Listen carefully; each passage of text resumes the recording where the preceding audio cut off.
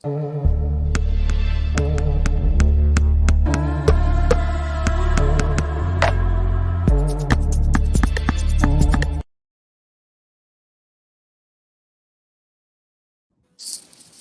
we go, a little something different, a little intro there. As we're moving up, welcome to another edition of Folks Talking Sports. Houston Roundbar Review presents Folks Talking Sports, sponsored by the Saxenian family and Steve Saxenian, a very helpful, prominent alum of U of H. If the trio looks a little bit different, no worries. Don't adjust your sets, don't adjust your monitors. James Mueller, a regular, is filling in for Andy Yanez. Andy's on assignment, I think, for probably a couple of months. So he try to fit him in on maybe another day besides Thursday. But I'm Chris Gardner of the Houston Roundbar Review, James Mueller, Daily Cougars sports editor, and Willie Gibson of, what is it, sir? WHTG? WTG. WTG. I'll scan that up in a minute, scrolling across the screen. How y'all doing? Good, sir. How about yourself? I'm doing great. This is one of my goals, I think, for us, is to broaden our group of hosts. So in case we need a fill-in like today, we'll have folks in the bullpen, so to speak, coming off the bench to sub for us on Folks Talking Sports. And eventually, Will's going to be a host, direct this studio in case I can't make it, I got to take care of my mom, something like that. James, I'm going to toss him in the ring too to be a host. So we're going to do different things like that as part of Folks Talking Sports. Let's get right into it. James, you and I were at Fertitta Center on Tuesday for U of H Hofstra. The men's basketball team came from behind and won in overtime, 83-75. Did you notice, I think a few fans left early because they were fed up or better yet, Will, Mr. Gibson, they did not believe in Coach Sampson and the Cougars that they could come from behind and pull out a victory. I think some folks left. James, did you notice that too?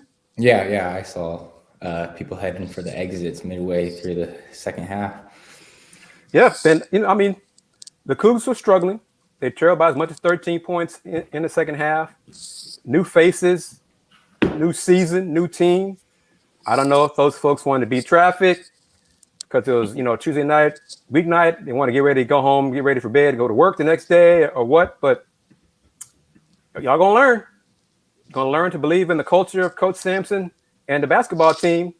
They came from behind. They forced overtime thanks to an unknown, for now, James, Taze Moore, three-point shooter, who, Will, I tweeted this out. Check this out. Mm-hmm. Taze Moore transferred from Cal State Bakersfield. Okay. His years at Bakersfield, he averaged basically making one three-pointer out of two attempts. Mm-hmm. Basically. Maybe. Mm-hmm. For 4 years. He was 4 for 4 from three Tuesday night against Hofstra, including the game-tying three-point shot that set the game in overtime. And I think all 4 makes were swishes, too. So it was kind of interesting there. But Will, James, U of H is 1-0. I'm not really concerned about rankings, anything like that, basketball-wise. But we're going to do something different. We're going to talk football, U of H football first. Because, James, the football team is 8-1. I was wrong. My prediction was wrong. I've been wrong before. As an alum, I don't mind being wrong. But James, tell us about the football team being 8-1 and who they got coming up this weekend. Yeah, so like you said, not many people expected Houston to be 8-1 at this point, even though the schedule's relatively weak. But I think the big reason for that is the turnaround of quarterback Clayton Tune. I know he's been criticized a lot, and I've been doubtful of him myself after struggling early in the season, 4 picks in the season opener against Texas Tech, was injured early against Rice in the second game, sort of struggled to get into a rhythm, but he's been playing out of his mind recently. He's been making all the throws he needs to make. His mobility's come back after having some time to recover from that hamstring injury. And he's just been playing really well and commanding that offense. And we've talked about the defense before, and the Houston defense has been as advertised. Like they said, they were going to, turn some heads this year. But Clayton Tune and the offense has really turned it around and put Houston in a spot where they're a win away Saturday when they take on Temple from clinching a spot in the American Athletic Championship game, which most people probably didn't think that was going to happen, especially with the way the season started and just what has happened under Dana Holgorsen. So, I mean, it's a nice turnaround and something that most people didn't expect. And I am one of those people. I did not see this coming. I think, and let me give you credit, James. I think on the high end, I think I said, what did I say? 8-4, maybe. And I think, was it you? You said possibly 10-2, something like that. I know it's better than me. I know that because you said on the high end, the football team could surprise some people. I think you and Andy were on that train. I was like, okay, well, you were right. I was wrong. One win away from a spot in the American Athletic Conference football championship game. They're going against Temple Saturday, 11 o'clock Central Time. What about Temple? Is Temple any good? Is this a trap game? I mean, you can't take any opponent lightly, but Temple has more problems off the field than they do on the field right now. They've got a bunch of locker room issues. The future of their head coach, Rod Carey, is in question. There's just a bunch of issues going on. Temple, they've been able to, be competitive against some teams. Like they were competitive against Memphis, but then they've also been blown out completely in other games. And so U of H is better on paper and should go in there and do their job. And I don't really see any way that doesn't happen, honestly, just with all the distractions Temple has outside the field. Is the game going to be televised? It will be on ESPN Plus. ESPN Plus. Okay, so folks who don't have ESPN Plus, they can go to HoustonRoundBallReview.com and click on one of the links I have as an affiliate of ESPN Plus and sign up that way. You can get ESPN Plus, make yourself happy, and make me happy because I do earn a small commission. Got to pay those bills, fellas. As y'all know, one of the reasons why we have a sponsor to Folk Talking Sports, as in Steve Saxenian and the Saxenian family. Will. Yes, sir. What did you predict? You remember what you predicted for the Cougs football team? I don't. It wasn't 8-1 after 9 games. Clearly no. It was not. I with certainty can say that. I was just funny. I was listening. I remember 8-4, and I remember someone saying 10-2 was the standard. I believe they said the school president. Well, she said that we fired coaches for going 8-4. Got it. And you laughed at us for those expectations because you at the Ohio State 10-2 was a failure. Yeah, 10-2 will get you fired in Columbus. 10-2, and it has. So yeah, that's why I was like, wow, that's different. But 8-1, yeah, I certainly can say I didn't have that preseason. All right, let's talk about this. Did y'all see about, I guess, the 5+1 proposal that the big wigs are going to kick around for the future of the college football playoff? It's a 5+1 model. It was discussed in Dallas. Basically, the Alliance kicked it around, the Pac-12, Big Ten, and AAC. They're going to meet in December to discuss either one of these 3 options. Remain at 4 teams through 2025, which is the last year of the contract with ESPN. Approve the subcommittee's 12-team format, or approve the alternate 12-team model, guaranteeing bids to Power 5 champions. Thoughts on that? Did you say that AAC was part of those conversations? Oh, no, sir. No. Okay. The ACC. ACC. Okay. Pac-12, okay. Big Ten, and ACC. Got it. Thoughts on that? I think 12 is too many. I think the perfect number is, yeah, I do. I think the number is 8. And I've always said the number is 8. And you mentioned Power 5. We talk about Power 5 all the time. The college football playoff is set up for controversy, in my opinion, and chaos. Because how can you tell me there are 5 power conferences, that's the Power 5, right? But the college football playoff is the Final 4.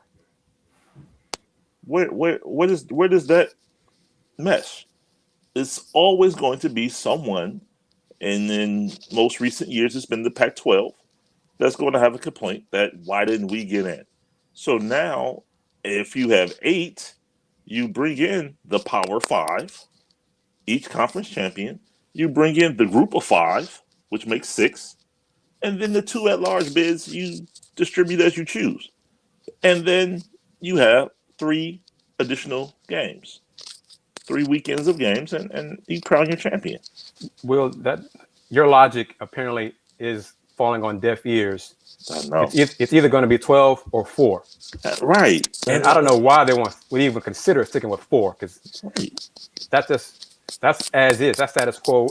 And they're being bashed left and right for the 4 right now. So it's going to be 12. And if it's 12, then I think the top 4 teams will get a bye the first round and then you host it on campus sites. You still have, I believe, the conference champions part of it. But yeah, 8 doesn't even seem to be on the table anymore for discussion. Because it makes the most sense. So James, what are your thoughts on that, James? Yeah, 100% agree with Will. I think 8 makes the perfect sense, but like you said, it's not on the table. I think, honestly, it wouldn't surprise me if they stick with 4 just because of the way it's set up, where they're making so much money on all these debates. When you got 4 teams, you can debate it all day. When you got 12, I mean, it's pretty set in stone for the most part, so there's not as much, controversy or stuff to talk about. So I think that's a big thing they'll consider. But like I agree that 8's the perfect amount. I don't know why they won't consider that, but my guess is they stick with 4. Because apparently, I think 8, they don't get any more money. Right. 12 was where the more money comes into play. So, and for all the discussions about the student athletes' health and safety and concerns and all that, this is about money. At the end of the day, the money's going to talk. The president's going to say one thing, and they're going to say, how much are we getting for 12? Oh, yeah, okay. Well, we're good with that. So I think that's what's going to happen. It's going to be 12. I'm not sure if it's going to be agreed upon next month or if it's going to be down the line because apparently ESPN is okay with restructuring the talks for if it's 12 rather than having everything go to market in 25, so that way it'd be open for competition. ESPN, Fox, CBS, the networks. But ESPN, because they still have a contract for the next few years, they're okay with it because they know they're going to get some money out of the 12, going to 12 anyway. Okay. I don't know what to say about all that. James, Will, viewers, y'all know I'm a Detroit Pistons fan. The Pistons played the Rockets Wednesday evening. The hyped up battle of 1 versus 2. If y'all saw the ESPN broadcast, they had a score tracker to keep track of Jalen Green's points and Cade Cunningham's points. It was like the score of the game was an afterthought. Despite the fact Detroit was 1-8, the Rockets were 1-9. So I guess ESPN was like, look, these 2 teams stink. So let's just keep track of the rookies and see what they do. Because, I guess, but kudos to both rookies. They did not, before the game, talk about, didn't give any bulletin board material. It's about the team. We just want to win. We're not hyping up, 1 versus 2. No, it's Pistons versus Rockets. It's not Cade versus Jalen. After the game, Cade Cunningham was asked, so any thoughts on any trash talking during the game? And Cade's like, what was said to me during the game wasn't anything I ain't heard before. I thought it was just made for the cameras. I wasn't impressed. I was like, wow. Okay. Wow.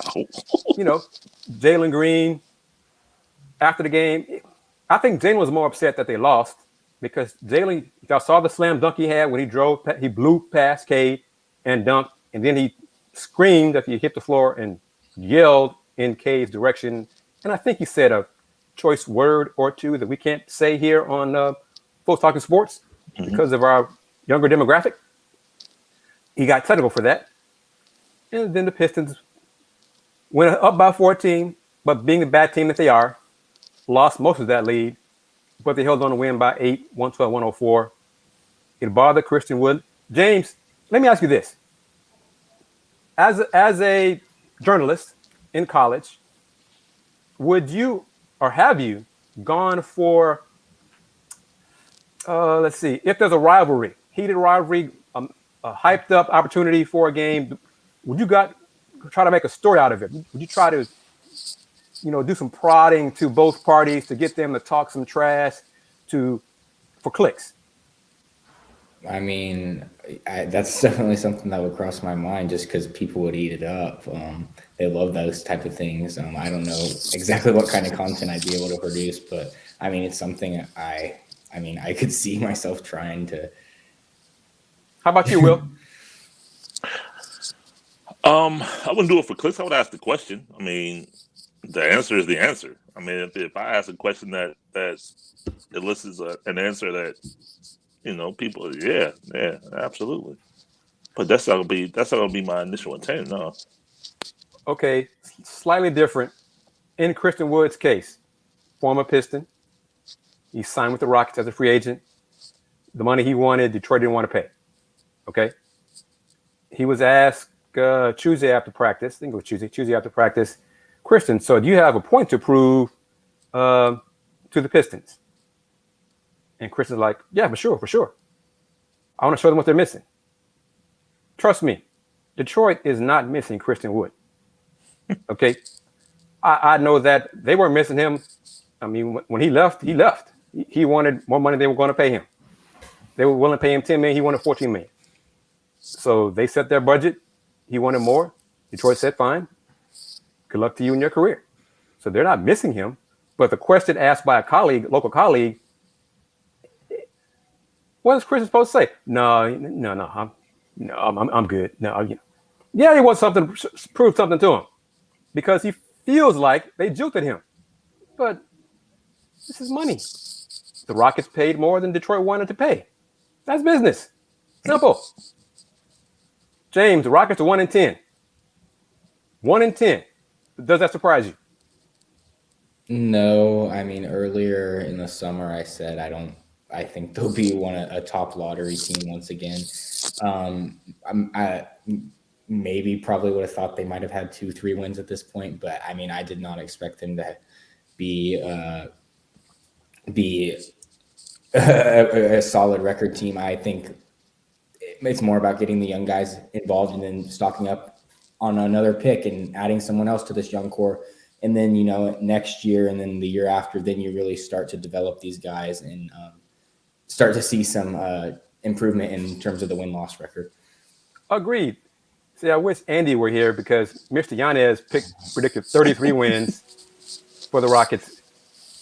Well, no, 31 wins. One of my viewers on the Rocket Talk stream shows predicted 33. But James, Will, let's talk about Coach Wall. After Coach Wall and Rocket Talk, then we're going to talk U of H basketball and who they signed. So hold your horses on that, viewers. But yes, Coach Wall. James, Will and I talked earlier today. And Will asked me point blank. He's like, no, go ahead and say what you said, Will. Go ahead. Let James hear it. I said, are you really going to pay this man $42 million not to play? I can't believe that. That's amazing to me. James, what are your thoughts on what the Rockets are doing with John Wall? Yeah, I feel the same way. I understand wanting leadership, but with that type of contract, to not get any value from him on the court, any production, it doesn't make any sense to me. It's a ridiculous contract. There's no reason to keep it around, no matter what kind of value he might bring, just from being with the team. I don't see a reason why you're paying a man to just sit on the bench. You're paying him to be Coach Wall. That's what they're doing, paying him to be Coach Wall. And Jeff Van Gundy said during the broadcast, this sets a bad precedent. A team is paying a player a lot of money to not play. And what NBA team would want to trade for John Wall sight unseen? Yeah. No one. So John Wall is like, you want me to sit and still pay me? Oh yeah, I'm good with that. Yeah, why would I have a problem with that? But from a Rocket perspective, put him on the floor. Show what he can do. Show that he's productive. Show that he has value to a team. Because if he's just sitting next to the coaches in his casual clothes, why am I going to trade? You want me to give you what for this man?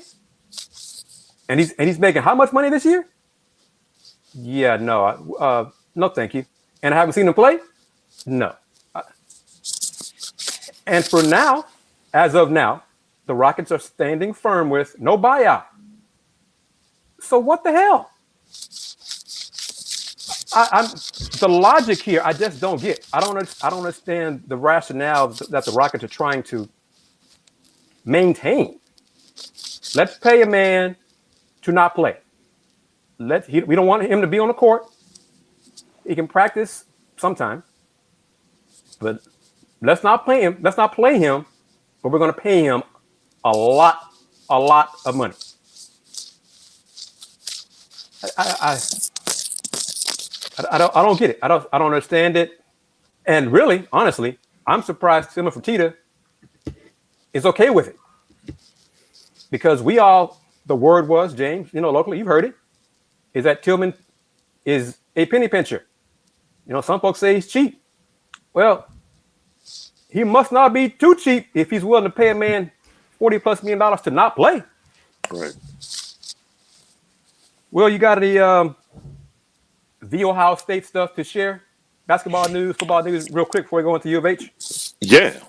Signing day was this week, and Ohio State signed the number 6 ranked recruiting class in the country, number 1 in the Big Ten.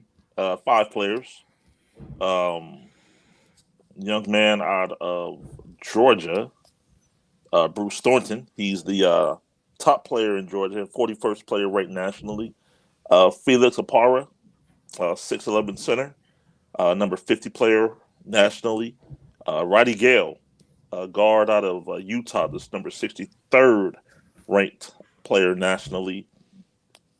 Bryce Sensabaugh out of Florida, ranked number 74 nationally, and Bowen Hardman, the only local product from Cincinnati, Princeton, was ranked the number 9 player in the state of Ohio. So Chris Holtman signs a top 6 recruiting class in the country. Season opened on Tuesday with a 1-point win against the University of Akron, way closer than it should have been. Akron hung around, but season opener, it tends to happen. And they got some things on film, got some things to work on. And tomorrow they host Niagara Friday night at the Value City Arena. Okay, cool with that. Now, James, you and I are going to talk about U of H basketball and the 3 players that they signed, but we're also going to hear from head coach Kelvin Sampson. And then after that discussion, going to have a segment sponsored by the Saxenian family, basically previewing Friday's matchup between U of H and Rice. So you'll hear my voice for a few minutes and my bald head on the screen. But right now we're going to hear from head coach Kelvin Sampson answering a question from KHOU's Jason Bristol about Jarris Walker, who is a 5-star signing for U of H, the first 5-star signing for Houston since 2012, and Danwell House way back when. Jarris is considered the best, I think the top-ranked power forward, according to certain rankings. Some rankings say this, ranked as high as, I think, want to say 12 in some composite polling, and as low as 30-something in others, but whatever. 5-star player. But Coach Sampson has a Coach Sampson take on stars and ratings. And the comment he makes, part of it, he references a certain number 1 pick in the NBA that Mr. Gibson can relate to. Get his thoughts on that after this. So Coach Sampson will be up for about 4 minutes. Check him out. Because he is. I mean, we evaluate. recruiting is a overused term. We don't recruit as much as we evaluate. We evaluated him before. We evaluate a lot of these really good players, and we come to the conclusion we'd rather coach against some of them. But Jairus is very humble. He comes from humble background. Both his parents are immigrants from the islands. They're both highly educated. They both understand where their son is and what he needs. He chose to come somewhere because he needs to be developed. He's not a finished product. One of the worst things we can do is label kids with stars. I remember Cleveland Cavaliers drafted the kid from Vegas, from Canada. Can't remember his name. Number 1. I think his last name was Bennett. About 10 years ago or so, Canadian kid. Had that kid been drafted in the 20s, probably would have had a decent career. But he was drafted number 1, so he was going to be a bust from day one. And that wore him down mentally and emotionally. So, there's nothing you can do about it, but I do like to mention it occasionally. As soon as somebody sees the 5-star, then the expectations just become stupid. They start thinking they're one and dones and they're saviors, and then when they're not, what do? Because of the expectation they had, now they become no good or they're bust or whatever. Jairus is a work in progress. He needs to get a lot better. He's not going to come in here and light the world on fire. That's not who he is. And we explain that to him. I mean, I'm brutally honest with all these kids that we recruit. We don't promise them the moon or tell them they're going to come in and start and get all the shots. I don't do that.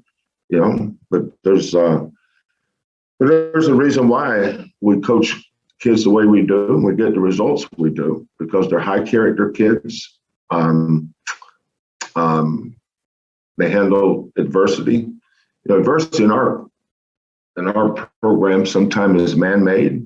Sometimes it's just what life throws at you. But we have to have kids that can handle that. But I think you asked a great question, an important question, Jason, because that's really, really a good question. Why is he a good fit? I don't see the stars, literally, I don't pay any attention to that. I understand that gets solid credit. People care more about where your recruiting class is rated. I have no idea. You guys probably know better than I do. Have we had a recruiting class that's been rated since we've been here? I mean, I'm asking seriously because I don't know. So I don't care about that stuff. I mean, I really don't.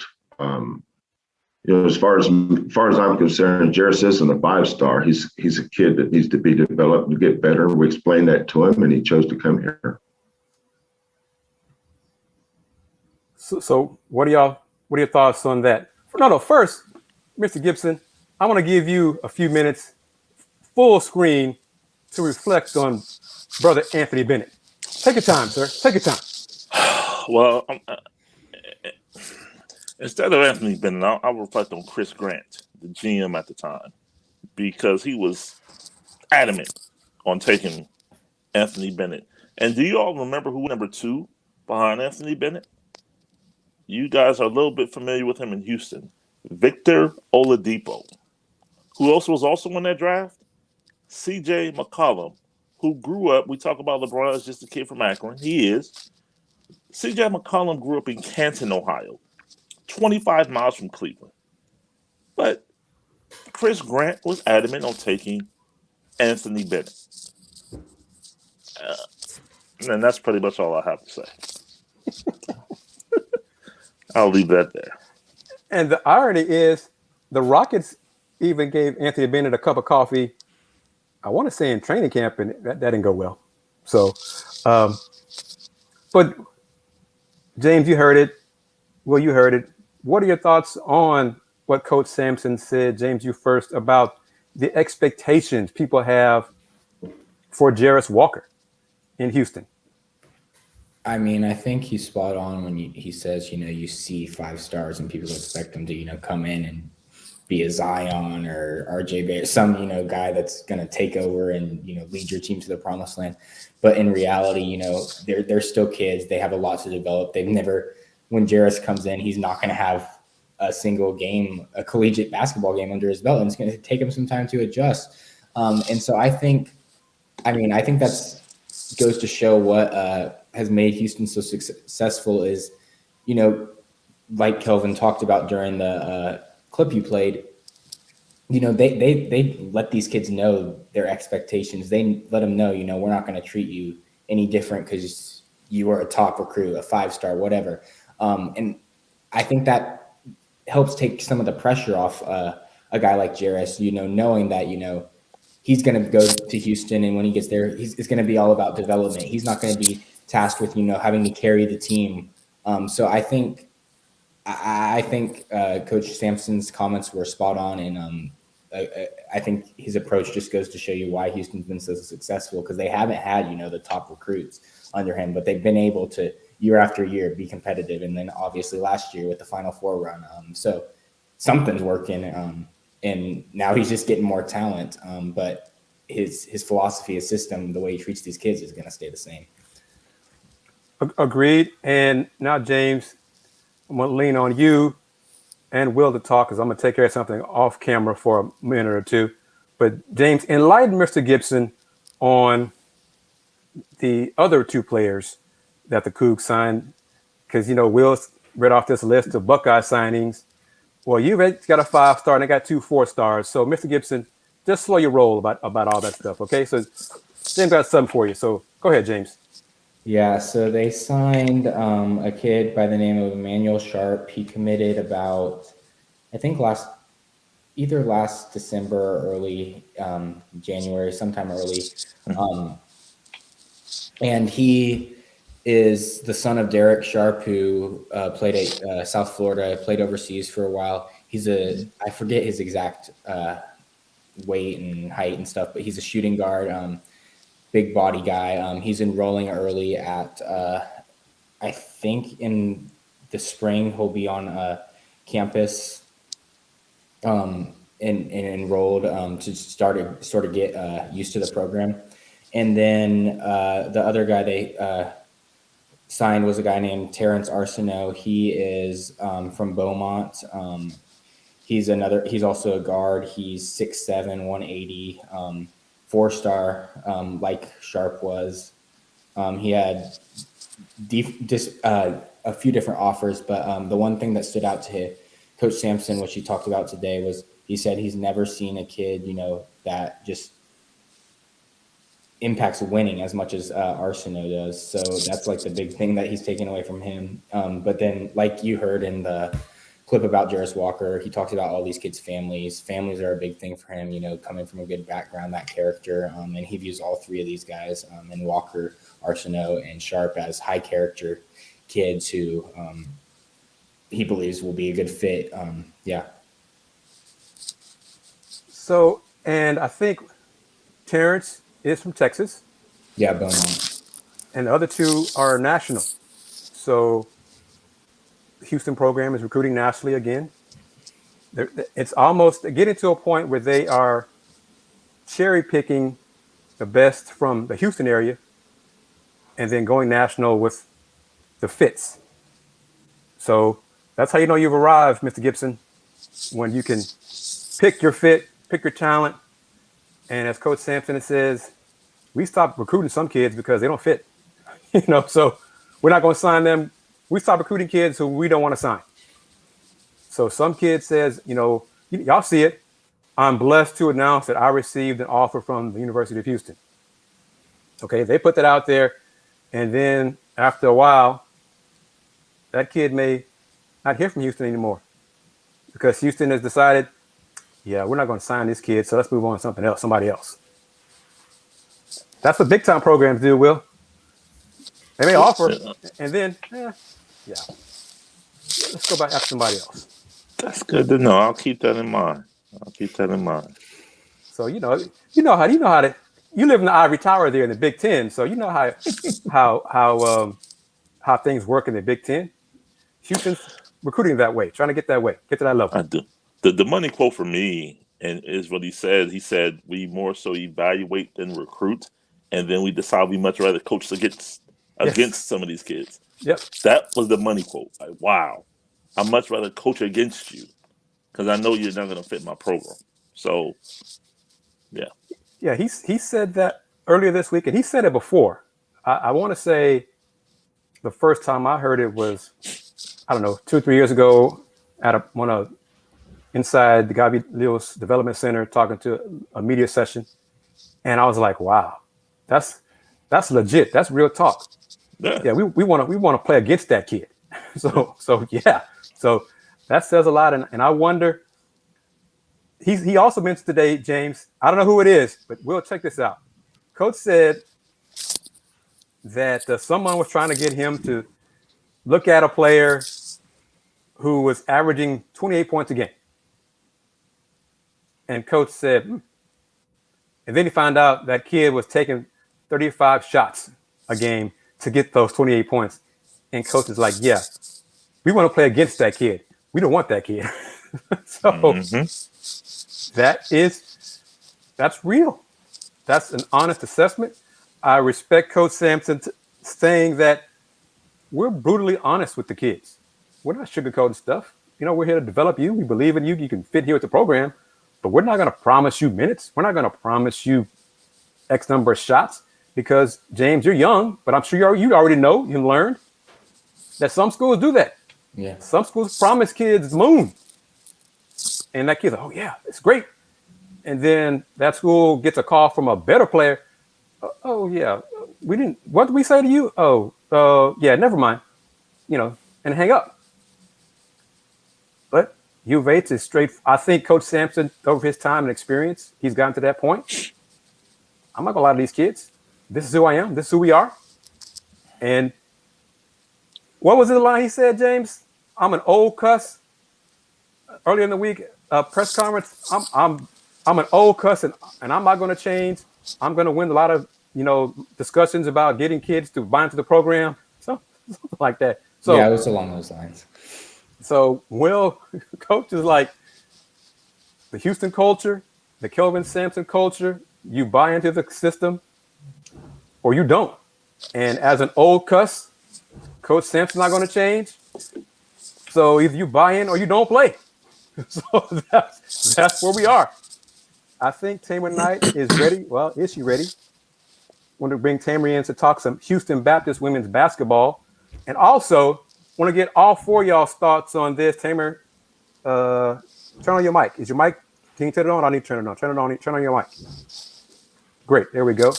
Okay, so yeah, I'm bringing you in. So you gave me the thumbs up. You ready to go? So here we go. Hi, guys. Hello, Tamara. Are you on the road? No.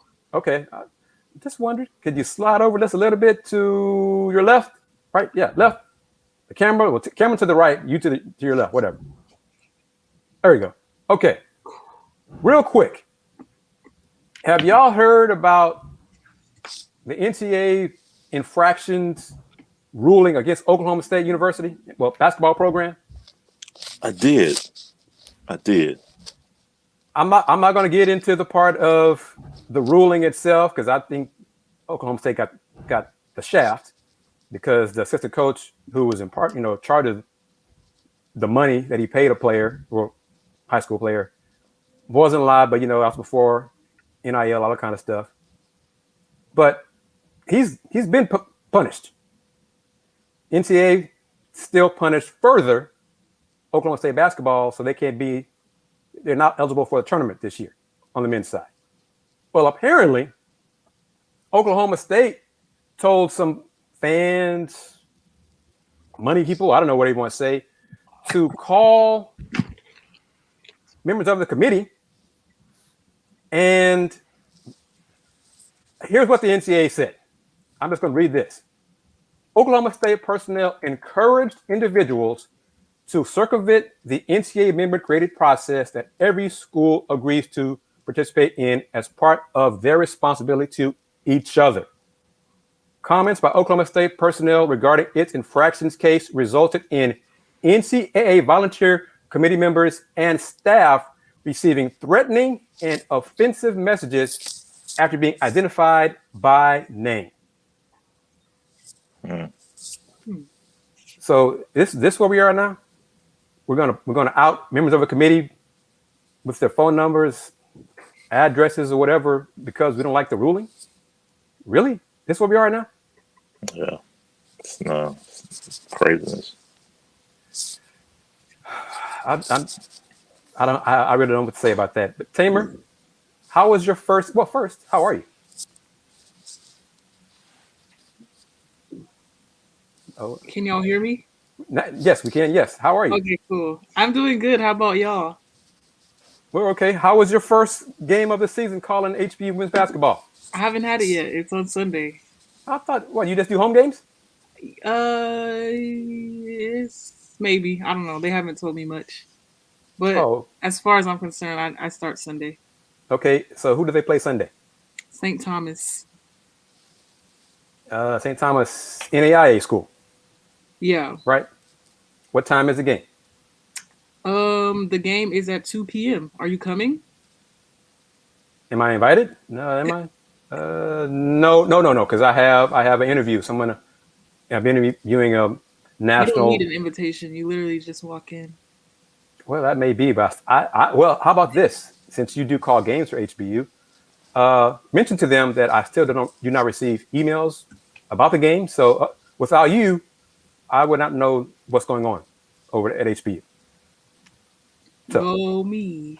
So yes, so that's another reason why I have you on here, Folks Talking Sports, to inform me, James, and Will, and the viewers about HBU basketball because they don't send me squat. Hey, it's not intentional. What is it? They just haven't updated their emailing list. Okay, and I don't want to get you in trouble, so I'll just leave it at that, and I accept that. Okay. Did you have a chance to watch the Rockets game last night? No. So you did not see my Pistons beat the Rockets? You're a Pistons? You're a Piston fan? Really? How long have you known me, Tamer? You did not know that? I thought you were a hardcore Rockets fan. No, you did not. You did not. Well, you didn't. That was a joke. That was a joke. Yeah, you know better than that. But yeah. Okay. All right. You're here, but we'll do a quick segment. Sponsor. We got sponsor now, Tamer. You see the little sponsor banner up there in the upper right corner? Sponsored by the Saxenian family. So, Folks Talking Sports now is moving and grooving up top and getting money now. I didn't see it. Well, can you see it, James? Can you see it, Will? Yeah, I see it. Top right. Upper right corner. Upper right. Upper right. She can't. She don't know left or right. Wow. This is my right. And you don't see it? That's sponsored by the. Oh, okay. I was looking in your boxes and James's box. Gotcha. Upper right, Tamer. Okay. All right. Y'all take a minute or two break while I do a little segment sponsored by the Saxenian family talking about Friday's matchup with the Houston Cougars men's team versus the Rice Owls. Here we go. All right, Friday, November 12th. The Houston Cougars men's basketball team will continue its homestand when it hosts the Rice Owls at 7 p.m. inside the Fertitta Center. Houston is 1-0 this season after an 83-75 come-from-behind overtime win over Hofstra, while Rice is 1-0 after an 82-63 season-opening win over Pepperdine. Reminder, this segment is sponsored by the Saxenian family and Steve Saxenian. Quick info about the Rice Owls. Guard Travis Evie led the Owls in the win over Pepperdine with 24 points. He went 6 of 10 from three-point range. Guard Carl Pierre scored 13 points and had 3 assists. And forward Maligel Poteet scored 10 points and grabbed a career-high 7 rebounds. Forward Max Fiedler who Coach Kelvin Sampson referred to as Rice's most valuable player, added 9 points and a game-high 13 rebounds. The Owls returned 10 letter winners and all 5 starters from last year's squad that finished 15-13 overall and 6-10 in Conference USA, and they did pick up 2 wins in the Conference USA tournament. Rice also brings back its top 5 scorers and top 6 rebounders from last year's team. So Rice has more experience than U of H men's basketball team. Promotions for the game at Fertitta Center. University of Houston students will enjoy the Dorm Challenge at Friday's game. The UH dormitory with the most residents in attendance will receive a free pizza party courtesy of Houston men's basketball during finals week. The first 100 fans who donate a clothing item at either the Cullen Boulevard or Holman Street entrances will receive a free For the City shirt. Sticker Series game number 1. The first 500 UH students in attendance will receive a free and unique Houston basketball laptop sticker. At halftime, fans will want to stay in their seats as Mariachi Pumas returns to the Fertitta Center for another dazzling performance. Junior Gordon will perform the national anthem. Need to ask James if he can sing the national anthem one day. Hoop Hype XL tickets. Fans also have the opportunity to purchase tickets for the Cougs' December 18th game against Oklahoma State, which will take place in Dickies Arena in Fort Worth, Texas. It's part of the Hoop Hype XL College Basketball Showcase. That game tips off at 6 p.m. The game is part of a doubleheader. The first game will be Colorado State versus Tulsa, tipping off at 2:30. Tickets, which cover both games, begin at $70 plus fees with options for floor seating. Fans are encouraged to buy the tickets soon before supplies run out. And to purchase tickets, fans can call the U of H Athletics ticket office at 713-462-6647. One more time, that's 713-462-6647 during regular business hours. Thank you once again. This segment was sponsored by the Saxenian family. Back to my co-host and my guest on Folks Talking Sports. James, can you sing the national anthem? People would leave the building right away. They would not want to hear that. Tamer, can you sing the national anthem? Will, can you sing the national anthem? I can sing it. Can you sing the national anthem, Chris? I mean, I can sing it. I don't know if I'll sound good. I can sing it. I mean, long time ago, I sang it part of a choir high school at a couple of playoff games. Yes. I think we did two years in a row we did that. Sung the national anthem part of a choir. But yeah.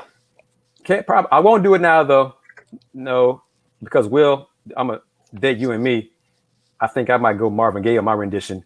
Wow. So I don't know if young folks be like, what is he doing? Right. So yeah, that's what I do. I'd have to mix it up with my own kind of flair stuff to it. So, but yeah. But okay. Tamer, have you had a chance? Did you have a chance to watch any of the U of H men's basketball game on Tuesday? They've only had one game. What do you mean? Right. Games? No, I said game. One game. Only had. Oh, okay. No. Hey, but I saw the updates on Twitter. I mean, I'm keeping up. Did you have doubts that they would win? No. Really? Why not? And good for you for saying that. I mean, it's still early in the season. I know they probably had a couple scrimmages, but they're still trying to put the pieces together and learn how to play with all of the new people. So if they would have, took a L, it wouldn't have been a surprise. But they won, so that's not the conversation here. See, your response is honest and accurate, because some folks would have jumped off buildings I can't believe Houston lost to Hofstra. Oh my gosh, the season is over. I thought we were going back to the Final Four. Kelvin Sampson can't coach worth a flip anymore. He got all that money and he's a horrible coach. Oh my goodness. But no, they won the game. See, I told you, I never doubted my team. I got faith. Yeah, okay. Anyhow. Wait, people would have flipped out after one game? Oh, yes. Folks left the game, Tamer. Folks left. Folks left the game in the second half when they were behind. Really? They're not real fans, or they clearly don't know sports, because the game's not over just because they're down at halftime. And let me, fans, you can hit up Tamer Knight on Twitter for that response. She said that y'all were not real fans because you left early. T-Night Sports won. T-Night Sports on Twitter. T-Night Sports on Twitter if you want to respond to what she said. But also respond to me on Twitter because I agree with her. Why'd y'all leave? Why'd y'all leave? I want to say this. I want to name this colleague. He was sitting next to me in our media section. He's like, yeah, this is over. Houston's going to lose. He was looking up info of trying to find out when Hofstra's last win over a top 25 team was. And I was just, okay. So I just, okay. But yes, that was reaction there. So different folks had doubts and all those things. But Houston came out with the win. Tomorrow's game against Rice, city rival, will be on ESPN Plus once again. And if you don't have ESPN Plus, what can you do? You can go to HoustonRoundballReview.com, click on one of the links to ESPN Plus, and sign up to get ESPN Plus because I am a website affiliate. Awesome. Tamer. Wait, you were talking about the Rice Owls in the Cougars game on the 12th. Why weren't we invited to that conversation? We have talked about it. You were late. We can talk about it some more. I was late. You told me 7:45. I was No. I asked you to come on when you could, and you just assumed it was 7:45, like usual. I didn't say anything different, but that's okay. Don't. It's not a bad thing. It helps the flow of the show. How was your next? When's your next TSU sports show?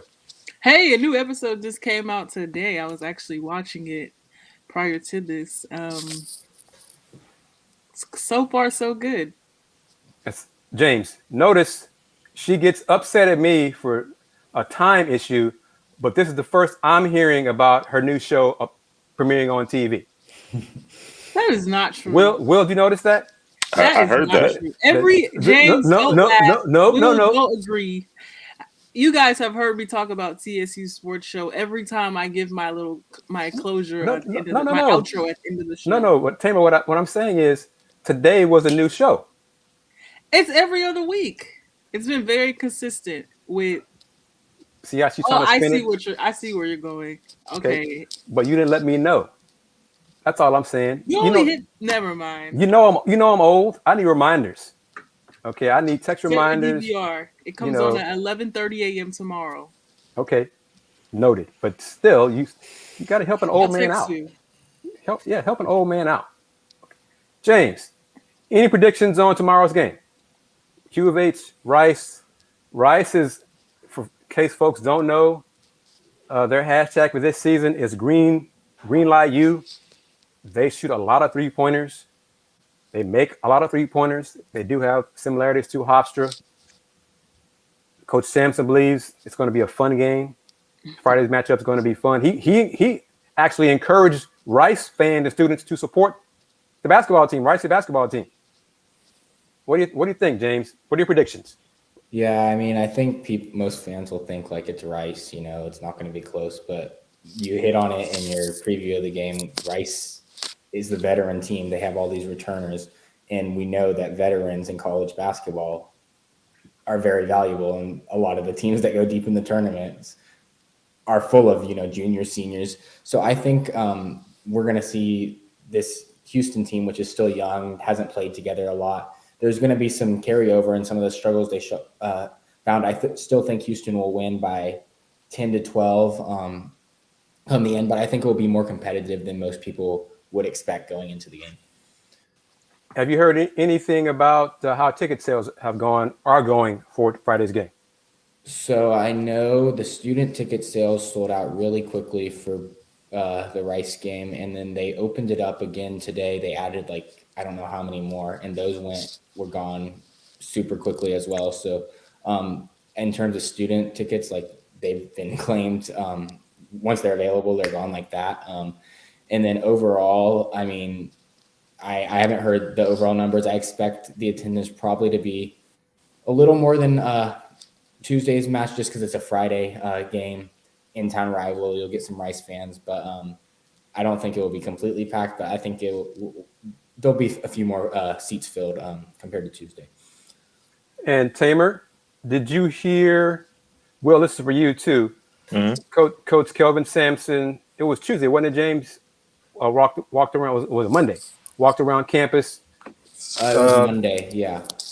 To talk to the students and encourage them to come to the game. Well, inform them to come to Tuesday's game, the home opener. And Coach Sampson said he was surprised that so many students did not even know about Tuesday's game. So what does that indicate to you, Tamer? Will? Will, you want to go first or me? No, please. Please. That's very unusual, I will say, considering in the previous years, if they didn't rave, or the students or fans didn't rave about any other sport, it's been basketball. So that's kind of hard to believe. I remember when he first got there, that's how he started off, walking around on campus, trying to inform students of the games, and that's kind of how they built their fan base over the last couple of years. But I don't see that being a problem this year, unless, I mean, the hype around basketball at U of H has died, which I certainly hope it hasn't. Will, what are your thoughts on that? And I ask you, after the Final Four, has the fan base turned into a wine and cheese crowd? We don't waste our time with season openers against Hofstra. Call me when Memphis is in town. Is that the case? Well, actually, I will have to disagree, because usually during non-conference, I remember when they played Oregon. I mean, well, it's Oregon, so I can't use. Yeah. Never mind. I'll be quiet. Well, I think there are still some fans who prefer seeing the opponent rather than just Houston. The game against Virginia coming up on the 16th, that's Virginia. I think there'll be more people for that game because it's Houston versus Virginia. People know about Virginia. Now, let me say, James, you can back me up on this. The season tickets of 5,000 have been purchased. Yeah.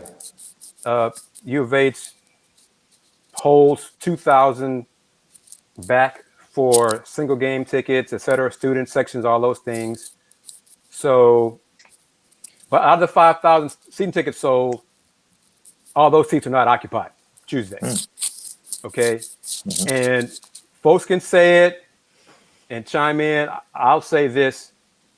Al Luna chimed in. He got a ticket ready for Memphis. There are, and it's noticeable within the program, Houston fans do sometimes prefer seeing the opponent rather than just Houston. So it's still an issue. It was brought up when I got to the game on Tuesday. Trust me, I've heard it from folks within the team, in the program. They notice it, but they also know it's the first game of the season. There's still extenuating circumstances going on, all those things, but they do notice it. But the game against Virginia, I think it's going to be different because it's Virginia. But is that different from Houston facing Alcorn State? Or is it different from Duke facing Alcorn State? Will, what would it be like for Ohio State versus Rice? Let's see. maybe 10, 12,000. Now, if I used to the arena seats 18,809. So to get a crowd of 11, 12,000 for that game, maybe 13. Not a sellout for Rice. So No.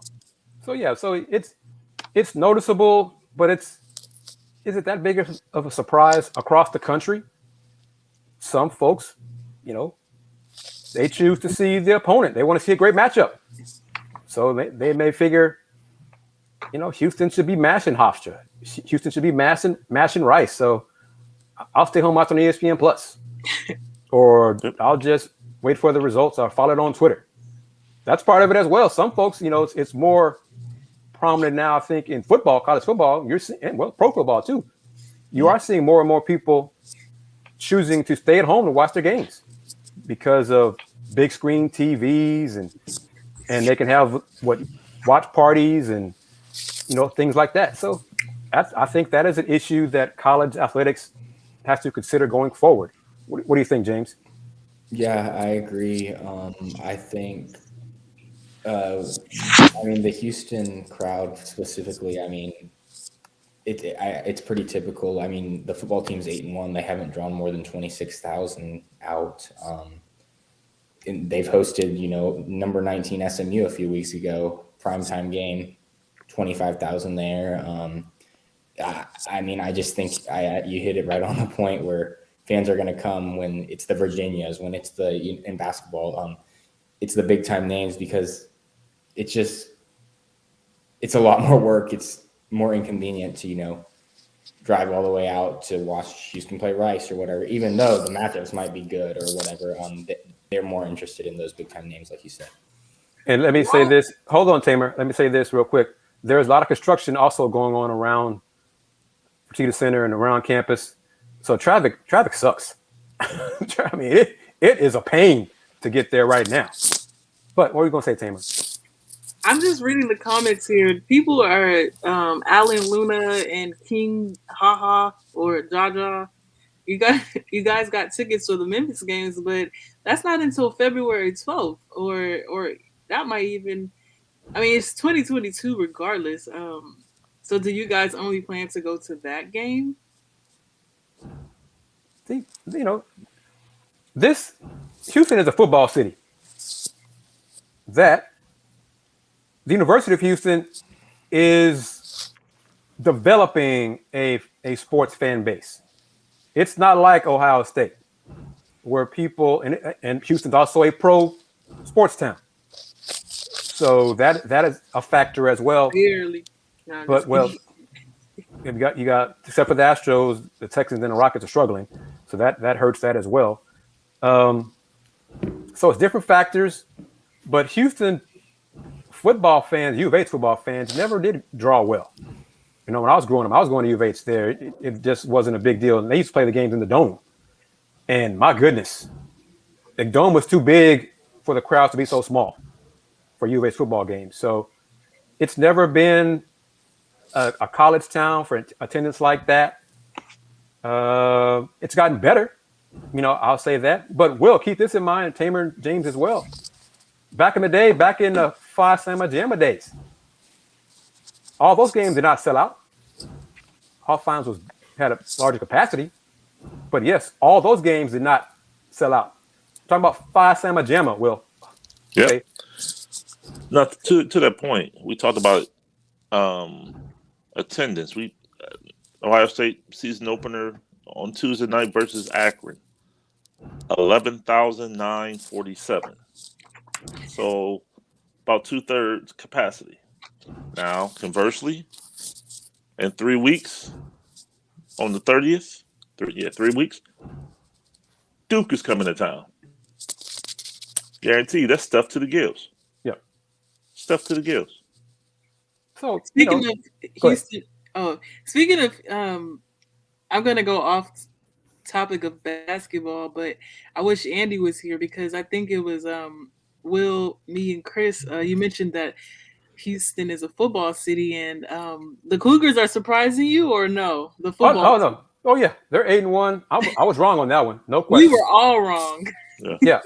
Yep. Very, very much so. And as an alum, I'm glad to be wrong on that. I'm glad they're doing well. They're 8-1, taking advantage of a softer schedule. But so what? You got to win. I'd much rather than beat these cream puffs than lose to them.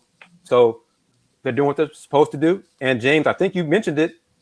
They have a chance with a win to clinch a spot in the AAC championship game. They beat Temple.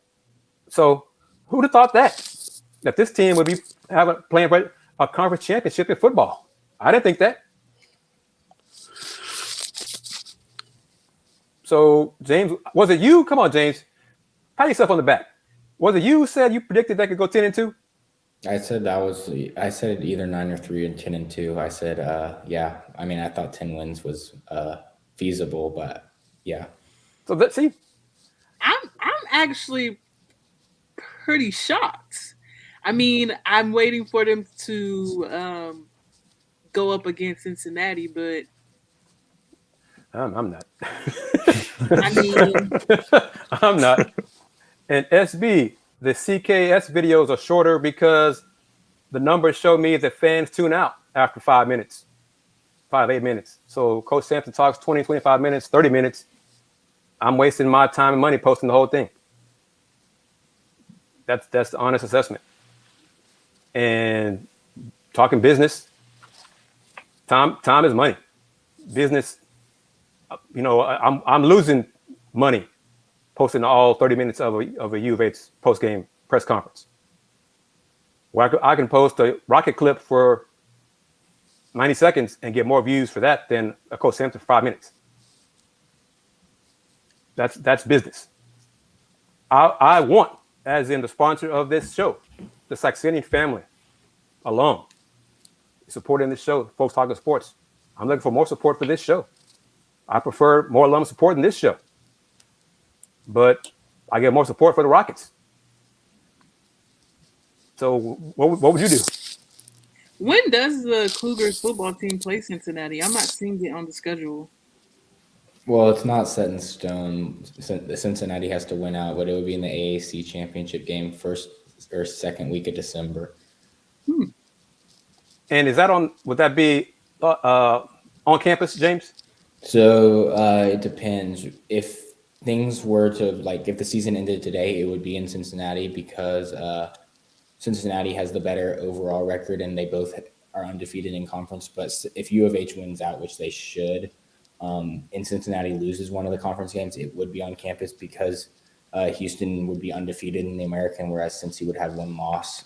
So there's a possibility it could be on campus, but if things stayed the way they are, it will be in Cincinnati. So why aren't they playing Cincinnati in the regular season? They have too many teams in the American for everyone to play. So yeah, they did last year. They divided up this year. Houston didn't get them on their schedule. So yeah, that's pretty much it there. Good call, James. Good info there. Tamer, do you have any last thing you want to mention before we wrap it up? And I'll give it a shout out, toss to each one of you. Full screen. So Tamer, are you ready for the full screen to show folks how to find you? You ready? Of course.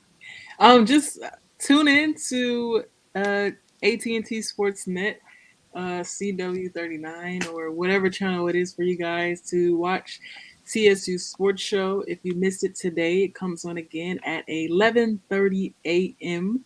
Central Time tomorrow. Follow me on Twitter at TKnightSports. You can follow my YouTube channel as well at Tamer Knight. And go Huskies. I'll be there Sunday at 2 p.m. calling play-by-play. First game of the season at home for the Huskies. They did have a game against CCU, and they got obliterated, but we won't talk about that here. Final score was 78-48. They did not have their starting point guard, Kennedy Wilson. They pretty much used their bench for that game. So we're not going to speak on the Huskies just yet because I watched their scrimmage against TSU, and I think they do have a bench full of ammo, and I believe they can finish second in the Southland Conference. They believe they can finish second or higher in the Southland Conference, so I'll leave my thoughts right there with you guys. Thank you, Tamer. And real quick, I lost my thought there, so when I come back to it, I'll ask you a question about HBU. Oh, my question was, will you have a partner calling the games? Are you doing a solo? Solo. Woo. No pressure. Hey, someone said go Huskies. King haha. No pressure. Cool. Good job with that. Good job and good luck calling the game. Oh, will it be streamed? Yes. So it will be on the Huskies network. Starting in December, they will also be on ESPN Plus. So you guys will hear my voice there. So I'm super excited about that. They haven't set it up yet, but by the time conference starts, they will be streaming on ESPN Plus. Excellent. All right, Mr. Gibson, it's your world now, sir. How can folks find you on social media platforms?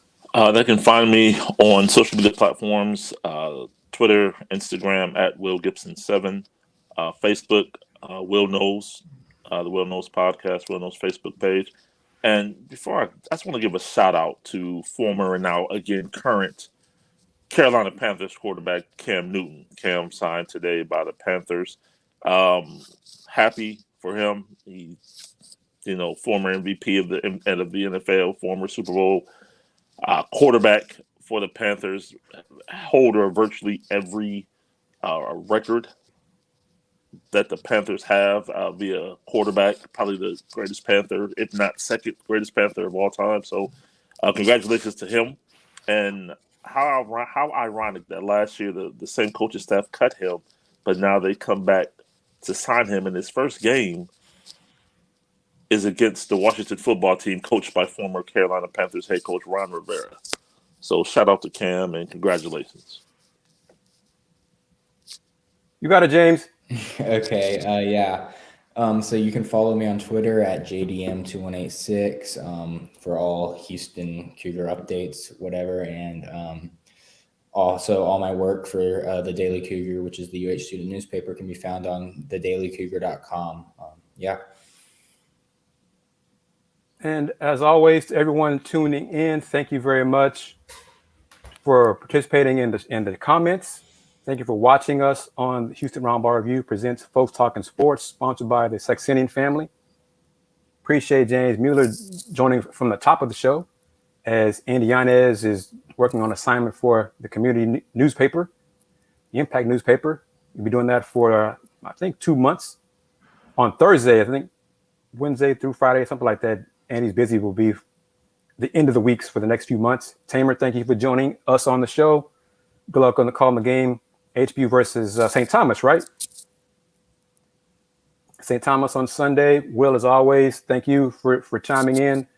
Our schedule is going to be a little different now as we're getting into college basketball season, so it might fluctuate on what day we're able to do shows. But as always, thank you very much for tuning in. Rocket fans, I'll be doing a Let's Talk Rockets Saturday. I'm not sure if it's going to be 7 p.m. Central or 8 p.m. Central, but I'll post it on the Houston Roundball Review YouTube channel. Reminder, U of H men's basketball faces Rice Friday, 7 p.m. inside Fertitta Center. U of H women are on the road in Nacogdoches Friday, 6:30 against Stephen F. Austin. That could be a game for net rankings for either team. It could be a good win, good road win for U of H basketball. Both teams 1-0, so that is also on ESPN+. So busy day in sports. Of course, the Rockets are hosting the Blazers Friday in town also. So a lot going on in town basketball-wise. I'm loving it. You can always catch the videos on my channel. Info also on HoustonRoundballReview.com. Everybody, y'all be safe. Thank you for tuning in to one more time to the Houston Roundball Review presents Folks Talking Sports, sponsored by the Saxenian family. Y'all take care.